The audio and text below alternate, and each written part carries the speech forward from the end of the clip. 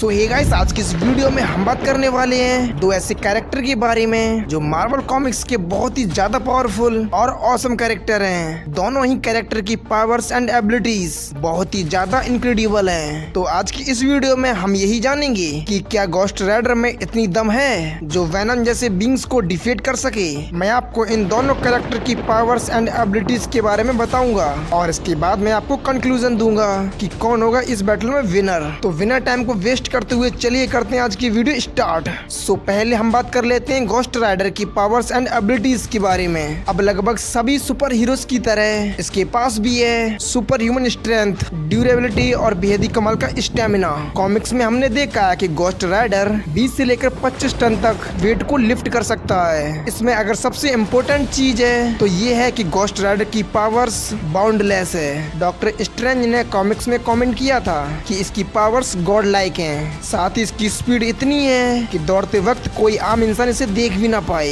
इसके अलावा ghost rider Hellfire को पूरी तरह कंट्रोल कर सकता है और तो और ये काफी ड्यूरेबल भी है। इसे किसी भी वेपन का कोई फर्क नहीं पड़ता। साथ ही इसके पास पेनिस्टियर की भी एबिलिटीज है, यानी पश्चाताप की दृष्टि। ये बुरे लोगों की आंखों में देखकर उसके पापों को सेंस कर सकता है कि उसने अपने जीवन में कितने बुरे कर्म किए हों। साथ ही ये लगभग इमोर्टल बींग्स है, क्योंकि अगर इसे कोई मार भी दे तो ये कुछ सेकंड में पुनः जीवित हो जाता है।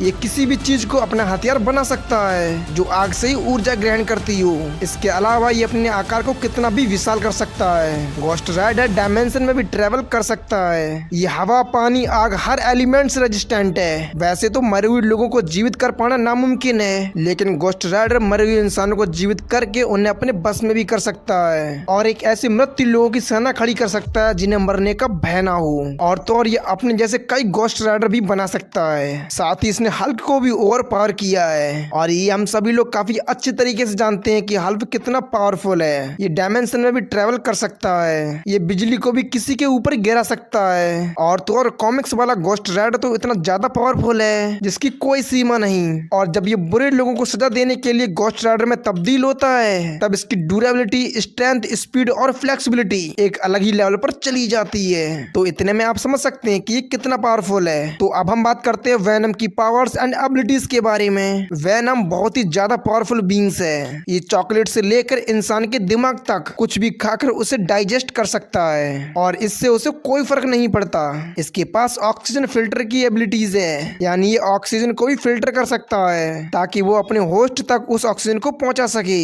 यहाँ तक कि स्पेस में भी ऑक्सीजन को फिल्टर करके अपने होस्ट तक पहुंचा सकता है ताकि उसका होस्ट जिंदा रह सके।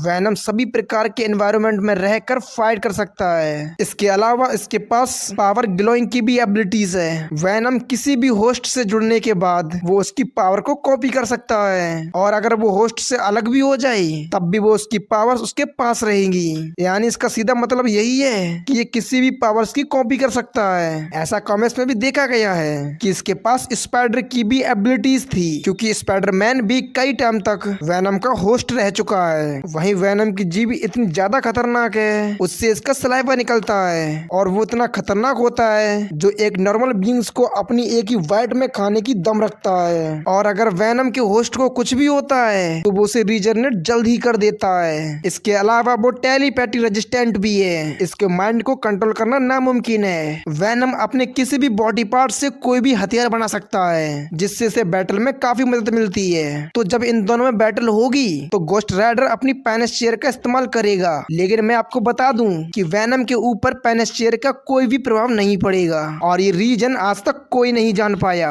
और यहाँ पर भी वेनम की 3 कमजोरी भी हैं और वो हैं बिजली, फायर और सुपरसोनिक वेव, जिससे वेनम काफी कमजोर पड़ जाता है। तो दोस्तों ये हो गई इन दोनों की पावर्स एंड एबिलिटीज के बारे में। तो वहीं हम बात करते हैं इन दोनों के कंक्लूजन पर। तो जहाँ पर वेनम के ऊपर घोस्ट राइडर की पेनिस्टियर का कोई भी असर नहीं होगा, वहीं दूसरी तरफ वेनम की 3 कमजोरी भी हैं। तो वहीं घोस्ट राइडर फायर का एक तूफान है। तो अगर इन दोनों में कभी फाइट होती है तो कौन विनर होगा? तो दोस्तों इसमें मेरा ओपिनियन यही है कि इस बैटल में घोस्ट राइडर के जीतने के चांसेस फुल रहेंगे, क्योंकि मैंने आपको बताया था कि वेनम की 3 कमजोरी है, बिजली, फायर और सुपरसोनिक वेव्स। तो वहीं फायर और बिजली घोस्ट राइडर के सबसे बड़े हथियार हैं। तो दोस्तों इससे घोस्ट राइडर इस बैटल में जीत जाएगा। बाकी आप लोग हमें कमेंट के माध्यम से बता सकते हैं कि इस बैटल में किसकी जीत होगी।